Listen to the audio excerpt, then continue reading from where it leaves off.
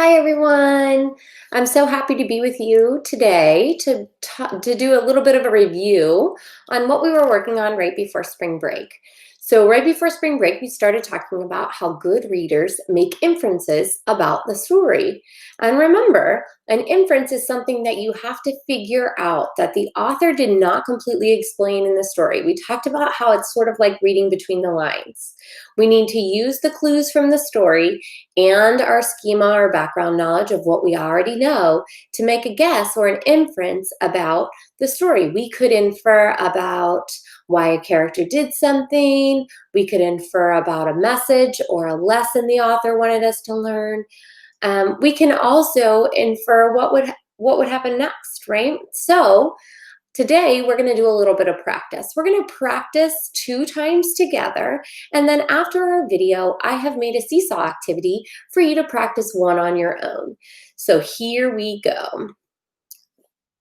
We are going to read a little bit of a story, and we're going to use the clues from the story and what we know to make an inference about what this little girl named Kayla is doing. I'm going to track with my red pointer as we read the story together. So if you can see, let's go ahead and read this story together.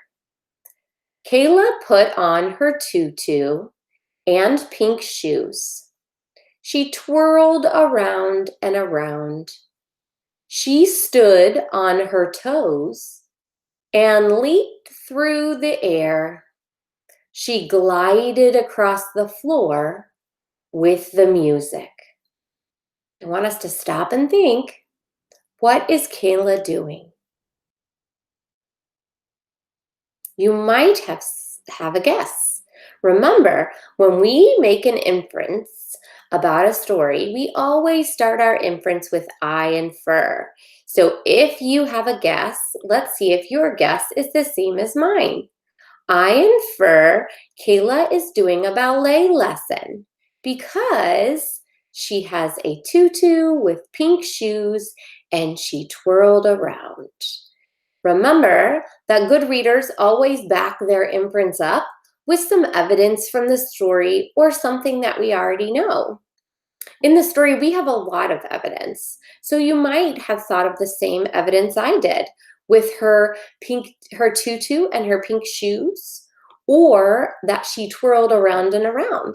You might have also seen that she was on her toes and she leaped through the air, or that she glided across the floor to the music. Those are all good pieces of evidence that might support that Kayla is in a ballet lesson. Let's try another story.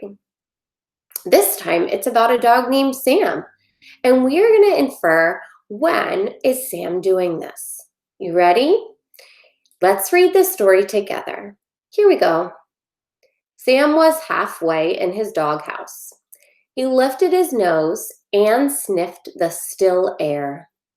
The sky was changing from deep blue to yellow. Down the street, a rooster crowed.